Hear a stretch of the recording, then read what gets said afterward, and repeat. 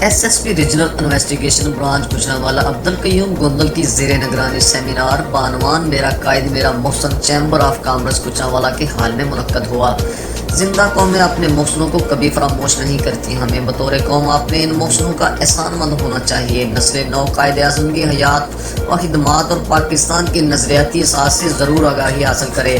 کسی بھی قوم کی بقا اور ترقی کا دار و مدار اپنے نظریاتی اساس اور تاریخ سے وابستہ رہنے پر ہوتا ہے۔ ریجنل پولیس افیسر طارق عباس قریشی۔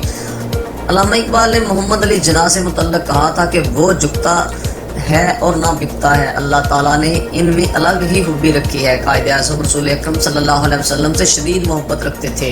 قائد اعظم لوگوں کے درمیان انسانیت کے رشتے پر زور دیتے تھے، انہوں نے تمام مذاہب کے انسانوں کو انسانیت کی نگاہ سے دیکھا۔ جناب ڈاکٹر صفدر محمود۔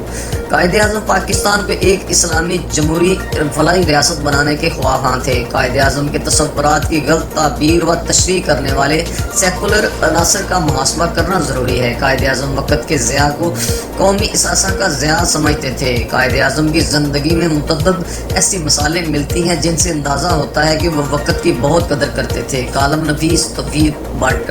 سیمینار کے مہمان خصوصی ممتاز کالم نگار مورخ اور ریٹائرڈ وفاقی secretary doctor Safdar Mahmood, column نویس و استاد پروفیسر توفیق بٹ تھے۔ اس موقع پر S S P regional investigation Abdul Qayyum Gondal نے مہمانان خصوصی کو گجرانوالہ پولیس کے تمام افسران اور اہلکاران کی جانب سے خوش آمدید کہا۔ ایس ایس پی نے کہا کہ سیمینار کا اہتمام خاص طور پر قائد اعظم کے افکار اور نظریات کو اجاگر کرانے کے لیے کیا گیا ہے۔ اس موقع پر سیاسی رہنما Rizwan Aslam Butt, Muhammad Afzal Cheema, H O M GIFT university Tahir Malik, region بھر سے سیاسی و سماجی شخصیات، این جی اوز کے عہدیداران و ممبران، پولیس افسران و ملازمان، اسکول کالج اور مدارس کے طلباء و طالبات کی کثیر تعداد اور پولیس افسران نے شرکت کی۔ آخر میں ریجنل پولیس افیسر طارق عباس قریشی نے مہمان خصوصی ڈاکٹر صفدر محمود اور پروفیسر توفیق بٹ کی تشریف آوری پر دل کی عطا گہرائیوں سے شکریہ ادا کرتے ہوئے انہیں شیلڈز اور تحائف پیش کیے۔ رپورٹ محمد علی سجن گجرانوالہ۔